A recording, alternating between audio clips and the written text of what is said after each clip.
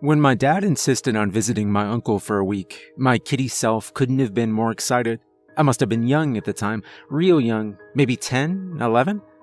Memories fogged up, and you say it's probably because I'm repressing something real.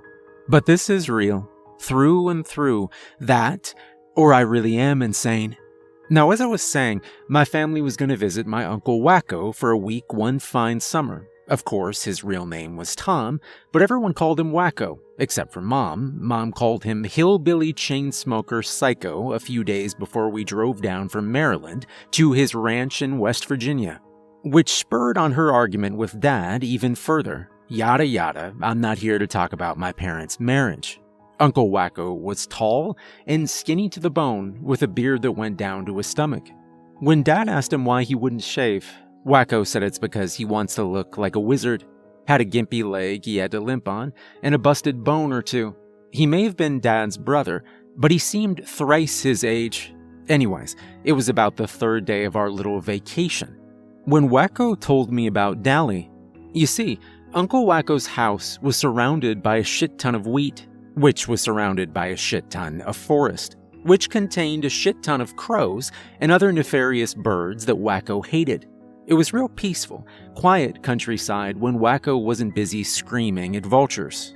Which is why Wacko built Dally, a scarecrow just as tall and thin as he was. Creepy thing must have been 8 or 9 feet tall. Wacko went overboard. Apparently it was named after a character from some book he loved. "You see old Daly out there?" He stuck a finger out towards the scarecrow, larger than any normal scarecrow should be. A wicked smirk struck across its sack face, coated in shadows by a musky old baseball cap.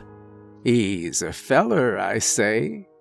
I rolled one of my Hot Wheels across the front porch, grinning like an idiot as it drifted under the leg of Wacko's rolling chair as it came down, narrowly avoiding the crushing of a century. "What's Dally like?" I asked. Truthfully, I planned to play with Dally later. We could go on some great adventures with his height. "Aw, he's awfully nasty." Oh, never mind, I thought.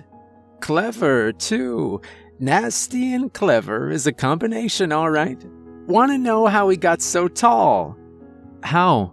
"Well, you see, long before I settled down here, some old man lived with his kid. Every night the kid would go to sleep in that bedroom." Wacko pointed to a cracked window on the second story, the window of my room for the week. "And boy, could that kid sleep. No sound in the world could wake him up. Until one night, when the moon was full and the frogs were singing love songs, he decided to stay up way past his bedtime watching Simpsons on TV. He finally went to bed, though, but a spooky scratching propped him right up." Wacko mimicked a scratching sound. "And then?" I asked. "Well, he huddled up in his covers and went, 'Who's there?' But nobody answered. He asked again, and this time he heard a giggling on the other side of his bedroom door. But not normal giggling. It was like sandpaper scrubbing on gravel. Now the kid was scared out of his mind, but he still asked again. The giggling got louder. The kid was about to scream for his mama, but the door suddenly slammed open, and there, standing in the doorway, was old Dally with a grin on his face and straw for bones. He walked in and, well, nobody saw that kid again." I gulped, but kept my posture bold. I was a big boy, after all. "But Dally's way too big to fit in the door." "Nah, back then he ain't. You see, every time he catches a little kid staying up past their bedtime, he grows an inch." Wacko chuckled and patted the top of his head. "That story's fake," I said. "I'm sure Dally doesn't mind you thinking that. He hasn't eaten in a while, after all." Wacko hooted and hollered like some sort of coyote. "Now, you run along now. Your pa wants help with making dinner." "Didn't he ask you to help him?" I'll tell you where I keep the ice cream if you do it for me. Vanilla? Chocolate. Deal. After helping Dad prepare some burgers on the grill out back, and after consuming a tub of ice cream, much to Mom's displeasure, it was getting late. But alas, the fireflies were coming out. Hundreds. Me and my brother pranced around the yard, desperately trying to snag one or two while hurling insults at each other and giving off playful slaps, laughing at jokes, leaping through the sunset, dancing as Journey's new album blared over the radio Wacko had set up. Not a phone in sight. Good times. Hey kids, it's 9. Time to come in. Dad called from the back porch, but it was barely dark out and I was an energetic puppy of a kid. Just 10 more minutes? Big Bro moped, and Dad's a softy. We wrestled a little as the moon peeked over the wheat, big and round and gorgeous. It's 9:30. Get yourselves in bed, Mom called from the porch. Please, Mom, just a few more minutes. We just started having fun, I pleaded. I'm not a sucker like your dad. Get in here, she said. I crossed my arms and pouted. Big Bro had already started towards the door and was looking at me like the little dumbass I was. Well, I ain't going in, I said. You best come in, boy. Uncle Wacko appeared at her side. Dally's already tall enough. I stood in angry thought, but gave in. I didn't think the Dally story was true, but I was tired and the frogs were singing love songs. After some sharp words and my father's begging, I made my way to my bedroom and peeked out the window. Though it was hard to make out, I could still see Dally's silhouette standing like some sentinel of the copper fields. The story was fake, just as I guessed. I crawled into bed, but alas, no sleep for me. I was never a heavy sleeper. So I twisted on my bedside lamp and pulled out an issue of Teen Titans. Cyborg was my favorite.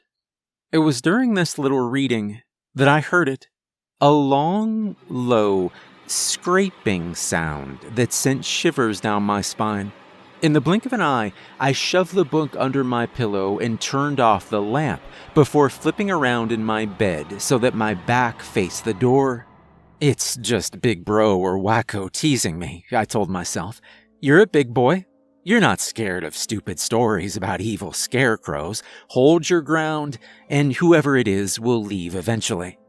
I heard more scraping, more scratches, then a pause, then more scraping, then more scratches, then a pause, then more scraping, then nothing. Leave me alone, I groaned. And then I heard him chuckle and realized my mistake. The kid in the story had spoken too and gotten killed for it. No, screw that. I shot up out of my bed with tears in my eyes and I fumbled the window open. I clambered out onto the roof, looked out to the field. Dally was nowhere to be seen. Oh my God. Big Bro stayed up late too. What if he was next? No, I needed to run. You can call me a coward, but I was less than 12 years old. I leaped from the overhang and onto the soft dirt below. Thankfully, not a long fall. Digging my bare heels into the dirt, I bolted. Didn't know where, because before long I was surrounded by a forest of wheat, painted pale by the full moon. Keep running, Jack. Don't you stop running till the sun rises. But I wasn't an athletic kid. It wasn't long before I was wheezing and gasping through the fields, my footfalls light against the soil. But a glimmer of hope shone through. The path leading back to the front porch. I stopped on its edge, then fell into a G.I. Joe prone because I heard footsteps, but I'd stopped walking. A tall, bone-thin shadow with a baseball cap took up the space between patches of wheat field. Old Dally was holding something, like a tiny box in one hand. Then another hand fiddled with the top of the box, and bright light shone from its side, the beam of a heavy-duty flashlight. Because this old Dally was Uncle Wacko. "Jack!" Wacko called out in the night. "Look, Jack, I was just messing, boy. Didn't mean to spook you out into the fields. Follow my voice." I breathed a sigh of relief. So it had been a prank. I popped up from my hiding spot at the edge of the wheat and prayed to God that Wacko didn't see me shivering. "I'm over here," I said. Wacko's eyes shot in my direction, and he yelped like a fox. "Well, hot damn, you had me worried sick, boy. Frank would have killed me if you were gone in the morning." Wacko clapped me on the back, and I flinched. I won't tell Dad if you get me more ice cream," I said. Yeah. Let's go back and check you for ticks. Maybe toss you in the bath." I stuck close to his hip as he continued speaking. "You know, you're a tough son of a bitch. You've been out here for hours. I checked all 3 of the other fields, and you still hadn't sauntered back inside." I beamed at being called tough. Scared? Never was. I was just being tough. "Yeah, I'm really tough. I once beat up 6 dudes at school." "Well, why'd you do that?" They were kissing my girlfriend." "You have a girlfriend?" "No." "Then why'd you beat 'em up?" They looked at me funny. Wacko shot me a smile filled with rotten teeth as we kept on walking, the conversation coming to a very temporary end. Our footsteps seemed quick, like they were repeating. Weird. "So, was the Dally story real?" I asked, keeping to Wacko's side. Weirdly enough, he took a side path to the left instead of continuing towards the house. Normally, I would question it, but there was a chest freezer in the shed where he kept his ice cream, and I figured he was going to give me it before taking me back. "Well, Jack," Wacko spoke louder, "I'll tell you a secret about the Dally story I've never told anybody else." He laughed as he turned right onto another path, away from the shed, I think. The wheat was too hard to navigate for me. Wacko leaned and whispered, softer than a mouse. "It was meant to be made up, but he's behind us. Don't look, he thinks he's sneaky."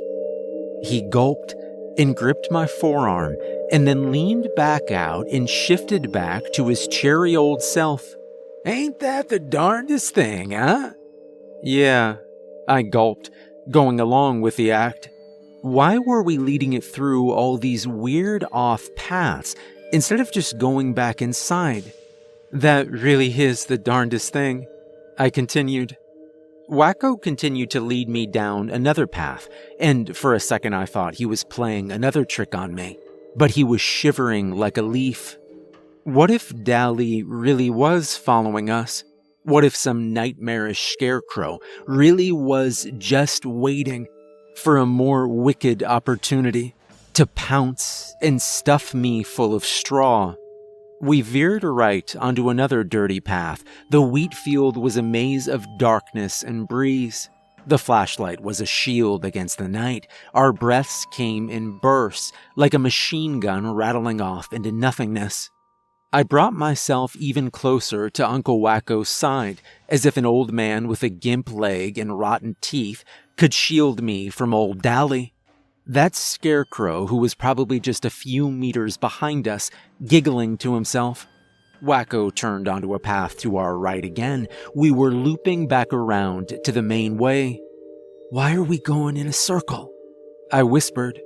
"I don't want him to follow us in." Suddenly, there was a loud pop, like someone going mad on bubblegum, but the bubblegum was Uncle Wacko's hip, and the chewing caused him to fall onto the dirt. Our flashlight, our beacon, tumbled at his side and flipped over backwards so that when I went to help Wacko up, the flashlight's beams weren't big enough to shine over all of him. But my little eyes still narrowed as 2 long, raggedy pant legs were illuminated by the light, my eyes wandering up the gargantuan silhouette and landing on Dally's, 2 tiny dots emitting a supernatural orange so faint yet so harsh, like I was looking the devil himself in the eye and daring him to blink. I heard a sound like sandpaper being rubbed against gravel over and over again, and then the figure began to walk closer on its stilt-like limbs. I broke into a sweat as this weird feeling broke over my head, like I was many miles away, in a place with people who spoke languages I didn't and felt in ways I couldn't. Like I was a little boy in a big war, like my bones were slightly out of place. It was as if a door had been opened somewhere out in that field, and I'd been shoved inside and fed to the wolves. "Go run along, boy, run along without this old man." Wacko waved down the path, and for a moment I truly considered it, because Dali's steps were long and imposing, and the noise wouldn't stop. But G.I. Joe never left a soldier behind. I hoisted that old coot up, dug my nails into his arm, and a thin-sleeved appendage wormed its way between us and flailed around with the strength of a tree trunk, sending us both flying in opposite sides of the path and into the wheat. Adrenaline had made its home in my mind, and my instincts were screaming at me to just book it. So I did. I sprinted off into the wheat field for as long as I could, but one of my feet caught on something, and I face-planted into the dirt. I flipped over to my back and breathed in. I needed to calm down. All this running would tire me out, and then Dali would outpace me and turn me into crow food. But what about Wacko? Was he all right? What if Dali got him? I needed to save him. And then I heard footsteps. I knew these didn't belong to Wacko. Wacko would be screaming my name and dragging me back home if he'd gotten away yet. The patter of footsteps couldn't be more than a few feet away from me now, so I held my breath as tight as I could, and I became as still as a stone. I listened as the footsteps got further away, and I sat up and tried my best to peek my little head over the wheat.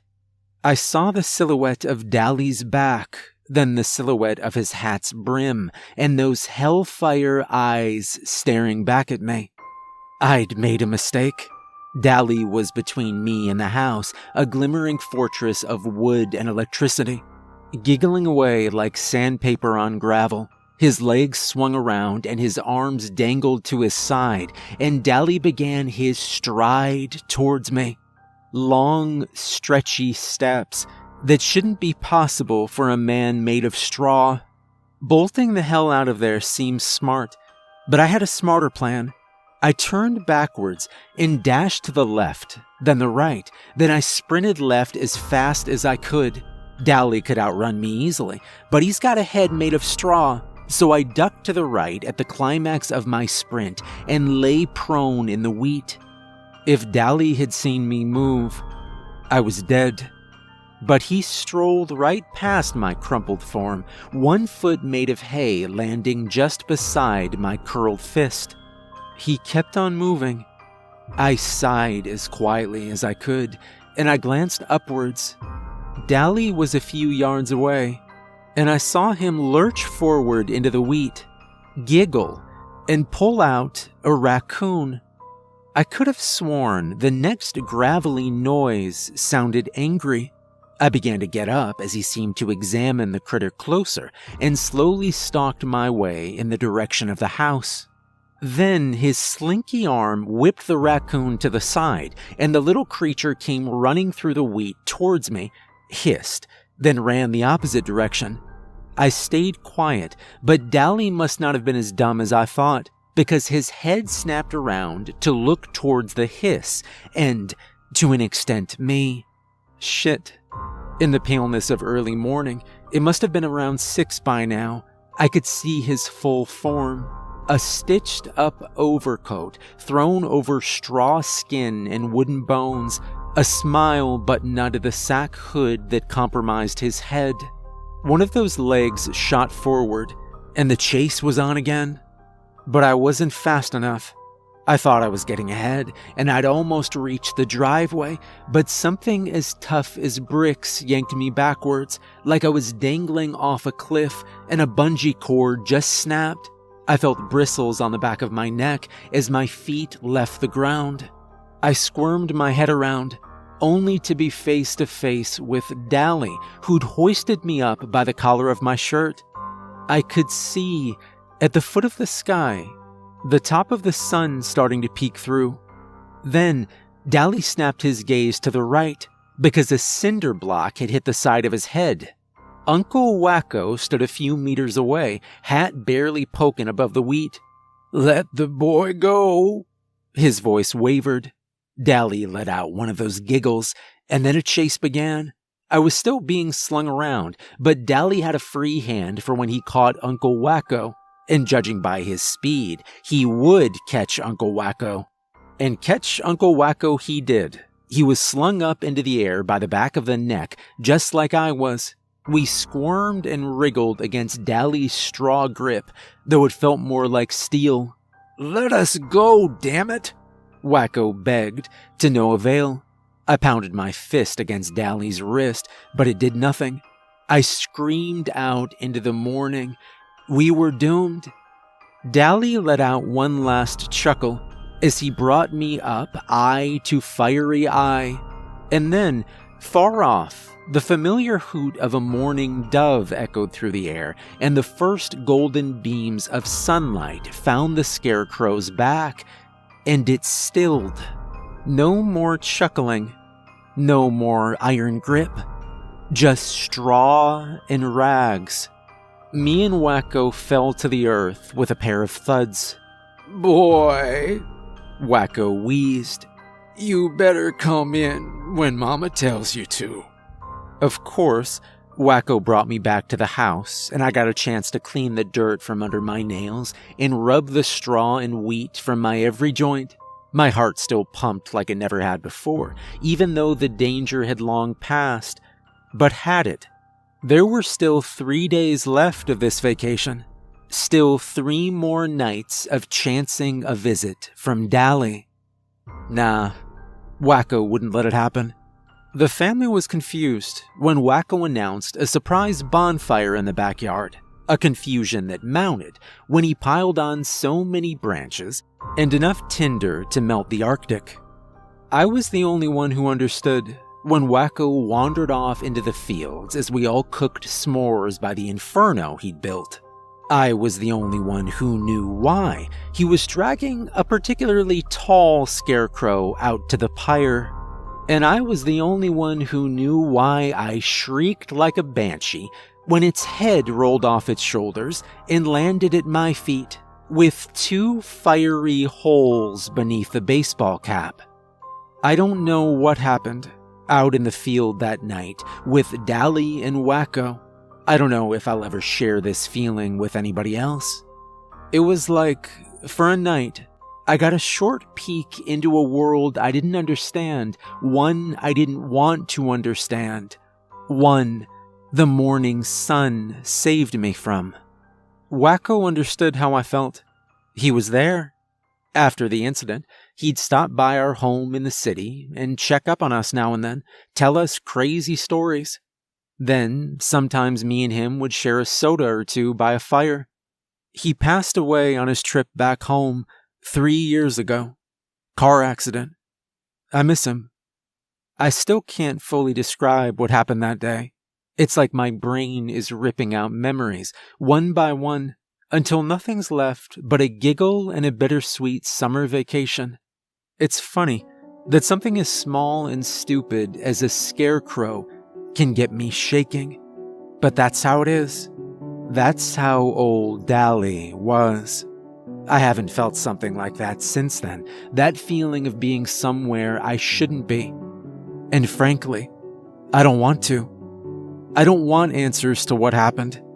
I don't want logic and rules. I just want to be able to sleep without nightmares.